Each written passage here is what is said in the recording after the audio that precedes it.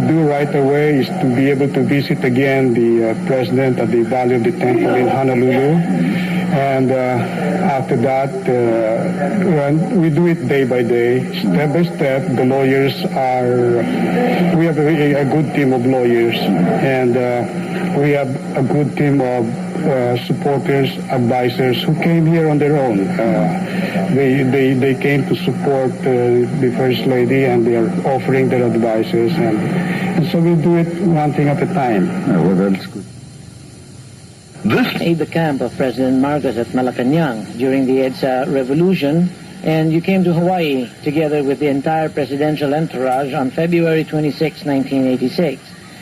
Could you first tell us of your military background and position, as well as your educational attainment and business position prior to '86? Yes, prior to 1986, I have been assigned as the military aide-de-camp of the president since 1975. I remember quite clearly that my first official job was to do the advance party to Shanghai and Peking during the establishment of diplomatic relations. As regards to my other military duties, I was also designated as commander of the Red Sector. Red Sector, by the way, is the ground where the Malacanang Palace is located, and this is manned by the Presidential Guards Battalion, a company of the Presidential Guards Battalion, and the members of the Presidential Security Unit who are in Barong Tagalog. And I was the commander of that sector. On and off, I am designated, or I was designated as appointment secretary, and also I was designated or assigned to several corporations, one as a chief executive officer or president or officer in charge of a steel company, and as a director of several government-controlled corporations, and as a member of the executive committees of 2 or 3 government corporations. Okay. Were you brought to Hawaii on the basis of a personal choice or as a result of your circumstances, your duties with the president at that time? It was, I would like to say, it was in performance of an official duty. Coming to Hawaii was not a personal choice. As a matter of fact, up to the time we were on board the plane proceeding to Guam, our understanding was we were going to be flown out or flown to Ilocos Norte, as I have been briefed the night before by the base commander of the United States Air Force Base in Clark that we will be flown out early in the morning to Gabo Airport in Ilocos Norte. Okay, so to your knowledge, President Marcos was brought to Hawaii according to his wishes or against it? To the best of my knowledge, and fortunately this was confirmed by many people. The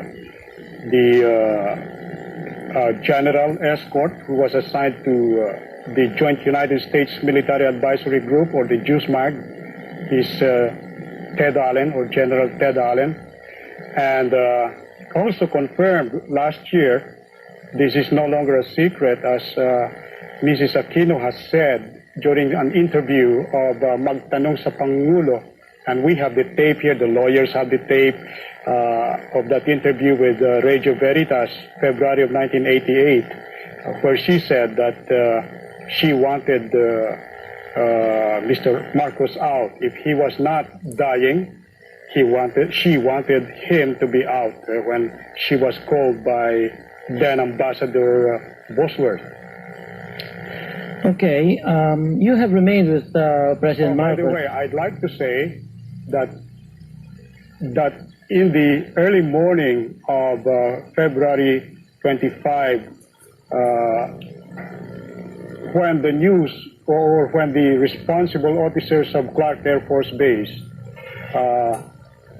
General Allen, and the base commander, Major General Gordon Williams, saw President Marcos in his officers' quarters where he was temporarily billeted and was told that he has to be flown out early that morning.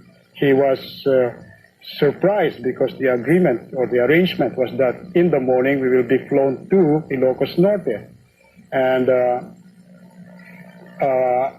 first of all, we were told that we had to be removed from or evacuated from Clark Air Force Base because the place was surrounded by the New People's Army. And it was a very shallow lie. We said, you tell us the truth from one military man to another military man. And did you get an orders from up there, from from the civilian authority to get us out of the airport early this morning? And finally, Major General Gordon Williams admitted that he had been given an order to fly us out of the country. And that was it. We were not going to let it just be an easy compliance of an order. We were going to fight it out. Remember, we still had our long arms. We had our short arms. And we could have created the scene in that circumstance. But President Marcos said, don't put up any fight. Did they say, generals at Clark Field, as to who in the higher up echelons gave the order to remove President Marcos and his entourage from Clark?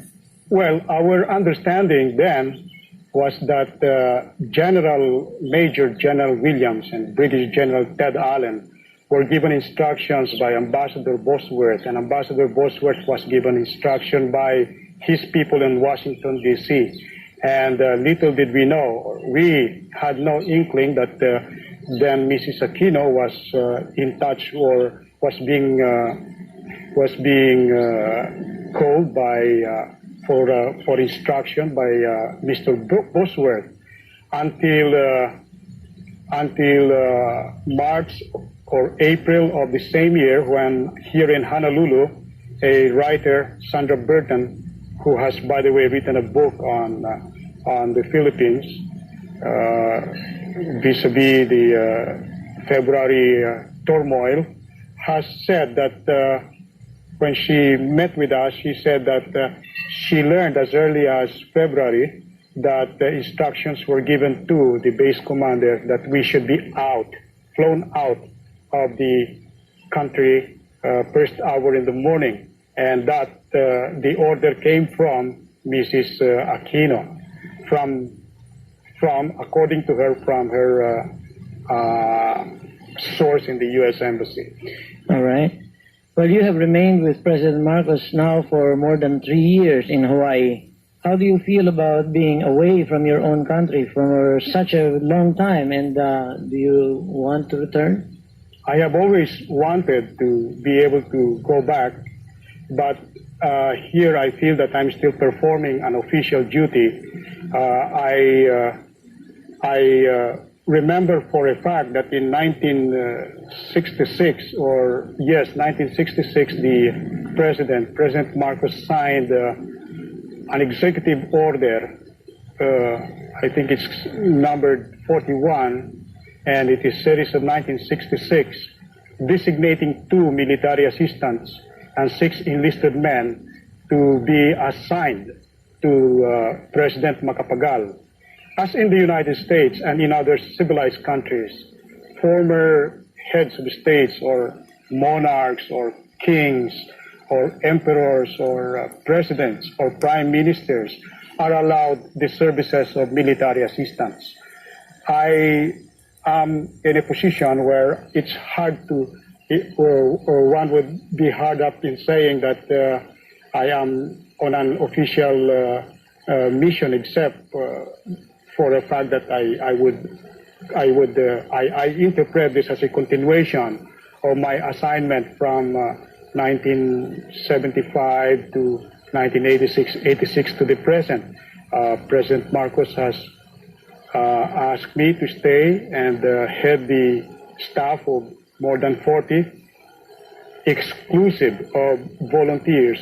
Volunteers in the sense that they do camera work, security guards, driving, and so on and so forth.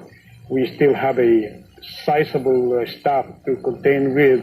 The federal government has to, of the United States, has to deal with somebody before going to, or before personally approaching President and Mrs. Marcos. So I am happy that my services are still needed here.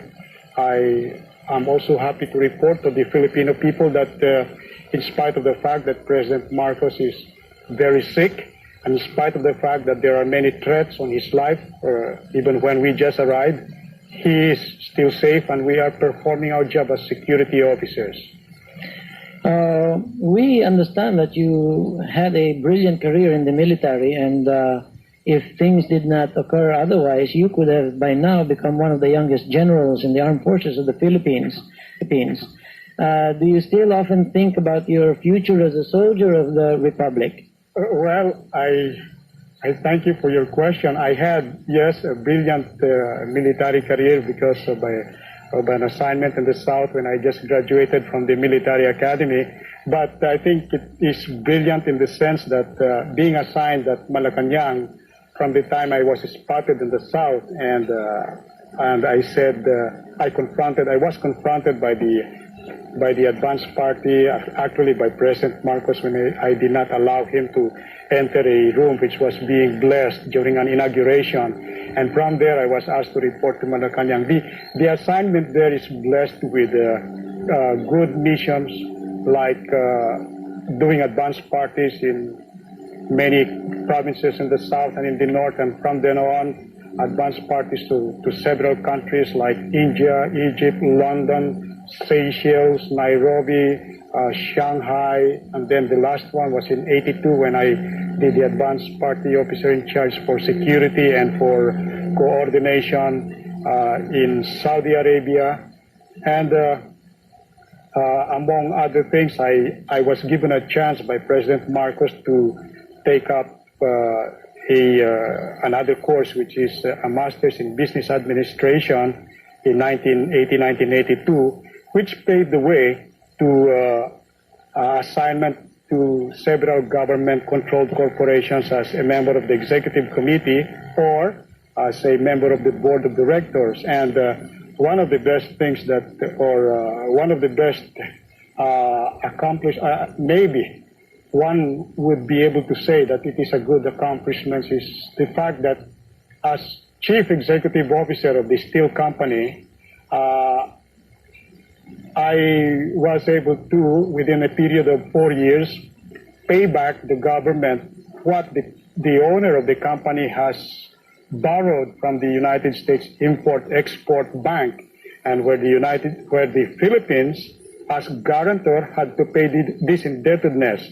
My mission then, when I was assigned as CEO or OIC or president of that corporation, was to earn so much so that we can pay the back taxes of the corporation and pay the indebtedness of the corporation at the same time giving quarterly bonus to the employees and officers of the company. This we have accomplished, and I think it is a good lesson for the sequestrators now, who are running several corporations of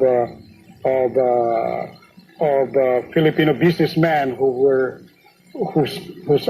corporations were sequestered by virtue of law or court order. It will be a good case study for these people, for these executives, to look into what we have done to the Jacinto Iron and Steel Sheets Corporation, where payment was made to the national treasurer, to the then and now Mr. Makalingkag, and the finance secretary then, Minister Virata. And yeah, it's brilliant in the sense that I got my my full colonel rank when I was, that was 1982 or 7 years ago. But to say that I could be one of the young generals, whom I cannot make any presumption that if we are there, I could be one. First of all, I would not accept it if I am promoted to general at this stage. I have many years in the service, probably 9 or 10 more years. And yes, I am longing to go home, whether to join the military sector or the business sector. I am ready to contribute whatever I can. I am very grateful to the Philippine government. I was sent as a scholar to Baguio. I have had several military schoolings and civilian schoolings, and if I can, I have always this romantic fling of maybe being in the mountains or in the hills in the future and fighting the hooks or the NPAs or just doing what is good to the best of what I can do. Mm-hmm. Well, following up on that, if you were given an opportunity right now and you were given permission to return to the Philippines, but with the exception or with the requirement that it would be without President Marcos, would you take up that offer? I would have second thoughts, George. In the first place, for the last 3 years, I have seen our officers, good officers, who were assigned in the palace before, very professionals, whose talents are not being properly employed or taken advantage of at the present, on the ground that they are so closely associated or identified with President Marcos. In the second place, most of them are just assigned as desk officers, or they are assigned deep down in the south. And in the third place, I think I'm doing also service to many Filipinos who believe in President Marcos as the legitimate president by staying here and seeing to it that he is properly secured, properly served, because what is happening to him is very unfortunate. A lot of American friends have told me that in the case of many of their politicians, once they are resigned or they resign, then their cases are forgotten and they're even allowed to receive their pension. I'm referring to the latest one, which is that of Speaker Wright. There are many ethical questions or unethical questions being asked, but when he said he's resigning, people forgot all about it. In the case of President Marcos, he was dethroned. His quote throne or unquote throne has been removed from him, and now they're still in the process of dehumanizing him. Even in his sick bed, they still want to serve him subpoena. What is this? This is just so touching that to leave him now is like jumping out of a boat that has been sinking for the last 3 years. And I do believe that even in this present circumstances or present situation or condition of bottom line concern or profit concern or economic consideration stage or time, such quality as loyalty exists, especially among Asians, especially among Filipinos. And I am still loyal to Mr. Marcos because, first of all, he gives it back to us abundantly. He has been very loyal to his people. He has not given us any illegal orders. And secondly, he is there to serve as a lesson to the future generation of Filipinos. Even in his sick bed, he's trying to give us a message that one should not be trustful to American friends or to foreigner friends whose political objectives are brief, whose memories are short. and as you can see, Mr. Noriega of Panama has learned a lot from this lesson. They told him that they told the people some people or some officials with self-interest have told the people in the world that Noriega's candidate lost. It's the same as what they did in Manila. They also admitted that they have given money to the opposition for purposes of demonstration and for purposes of a campaign that could succeed. But Mr. Noriega said, remember Marcos. So the battle cry now and in the future will be, remember Marcos. So one last question. Do you believe that President Marcos should return to the Philippines, and under what terms? Personally, yes, I believe that he should be allowed as soon as possible. But officially, I would leave this to the members of the family. I am a professional officer. Whatever is the decision of the family, with the physicians attending to Mr. Marcos, President Marcos. Whatever they say, I will accompany him, and I suggest that it will be done soon. It will be for the leadership in the Philippines, for the present leadership in the Philippines. It will be a vote of confidence. If they a vote of confidence on the system that they claim they have put in place, if they would allow President Marcos to go home. The fear of destabilization, if he is allowed to go home, I think it will just remain as a fear. I have served the man since 1968, more than 20 years now.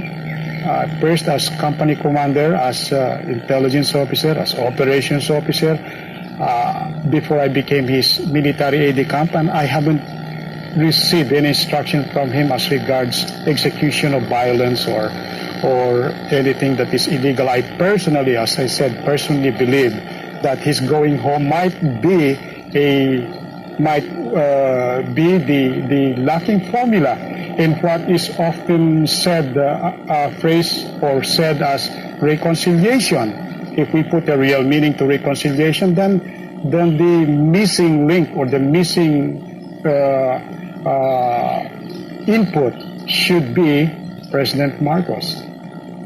And you cannot keep on talking of reconciliation when this link is missing. If he's 8,000 miles away, the military will be polarized as it is now. It will continue to polarize. The people will get tired of all these excuses or smoke screen provided when something goes wrong. They say it's because of Marcos. It's because of Marcos, and this does not hold water any longer. Okay. Well, thank you very much. That was really a very exhaustive and very clear explanation. Thank you. Thank you. Statement. Okay. Well, what I can say is President Marcos has been visited several times by renowned doctors known all over the world, expert in heart problem, nephrologist, lung specialist, therapist, and so on and so forth. And they submitted the report to the judge in New York. Apparently, the judge in New York believed this. But unfortunately, this may be the heart of the problem. The government in Manila is believing an instant specialist who has not even seen a patient and is reporting that the patient is fainting or malingering. It's not only unkind, it's stupid. It's stupid when a government who could soar in statesmanship if they believe the reports of specialists, rather than a man who is tasked to do disinformation campaign. And I pity our country. I pity the Philippines if the leadership of that country believes in the report of one who is not credible, one who does the PR work instead of being objective and being a diplomat at that. would render such rubbish, such report. And I hope our government in the Philippines will not continuously serve or submit themselves to the law of gravity. This is not a political situation. This is a matter of life and death, and we are coming strongly with prayers, not with any political statement. I would like to add to that, being a physician, that the prognosis of President Marcos' condition is very grave, and his condition is very grave indeed, to the point that, as I said a little while ago, he may not even leave the hospital. And being a physician myself, I would urge that with his condition at this point, we are leaving his condition to God. And I would urge everyone in the Philippines as well as in the United States, for a true believing Christian, that we ought to pray for him and not to say that he is faking his illness. Thank you.